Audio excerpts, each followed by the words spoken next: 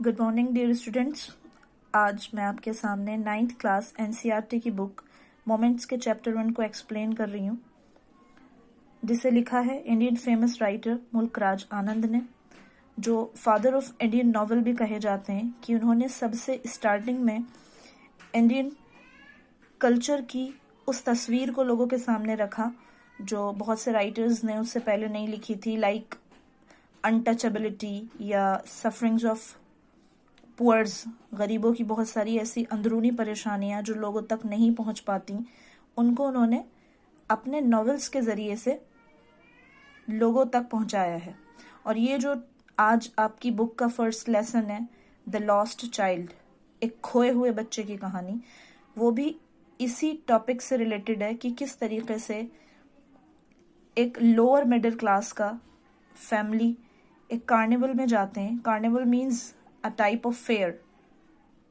आजकल के दौर में ये चीज़ें देखने को कम मिलती हैं, लेकिन पहले इन सब का ट्रेंड्स बहुत ज़्यादा था, जब एंजॉयमेंट्स के दूसरे सोर्सेज कम थे। आज मॉल्स हैं, बहुत सी नई नई पिकनिक स्पॉट्स बन चुके हैं, बच्चे पेरेंट्स वहाँ जाते हैं, लेकिन पहले ऐसी गैदरिंग्स में जाया जाता था। बहुत से सीजन्स के एंड पर या स्टार्टिंग में मेले लगाए जाते थे जहाँ लोग इकट्ठे होते थे, बच्चों के अट्रैक्शन का वहाँ बहुत सारा सामान होता था।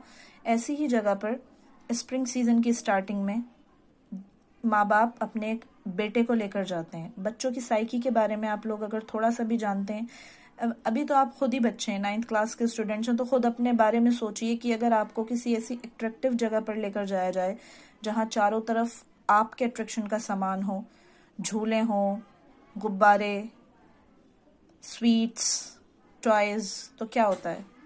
अगर अभी आप ये कह दें कि अभी तो हम बड़े हो गए, लेकिन अब से पहले क्या होता था, आपका दिल उन सब को लेने के लिए चाहता था। तो स्टेप बाय स्टेप जब आप इस चैप्टर को पढ़ेंगे, यही सब नजर आएगा कि किस तरीके से उस मेले में जाने के बाद में बच्चा हर चीज की तरफ अट्रैक्ट हुआ है।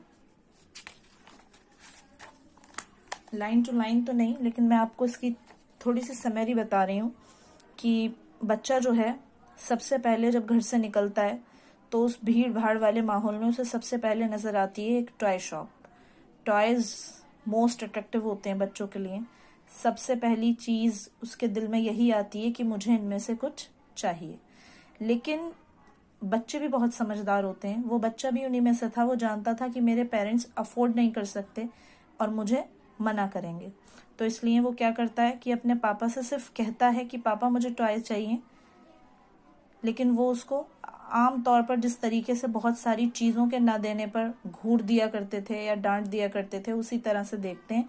और वो बच्चा, उसकी अम्मी ये सोचती हैं कि अभी मेले में आए हुए हैं, बच्चे का मूड खराब होगा, और उसको थोड़ा सा कूल डाउन करने के लिए उसके ध्यान को डाइवर्ट करती हैं और किसी दूसरी जगह पर लगा देती हैं।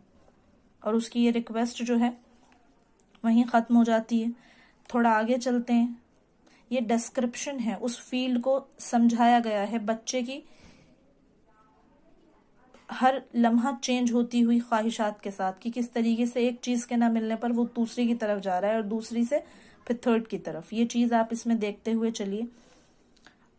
तो बच्चा टॉय शॉप को भूलकर थोड़ा आगे देखता है तो वहां उसको एक मस्टर्ड फील्ड नजर आता है। मस्टर्ड कहते हैं सरसों को। तो सरसों के पौधों का एक पूरा मैदान नजर आता है। सरसों पीले रंग की होती है, आप लोगों को पता है। तो तरीका एक यहाँ प्रोवर्ब यूज किया गया है कि मेल्टिंग गोल्ड की तरह लग रहा था वो।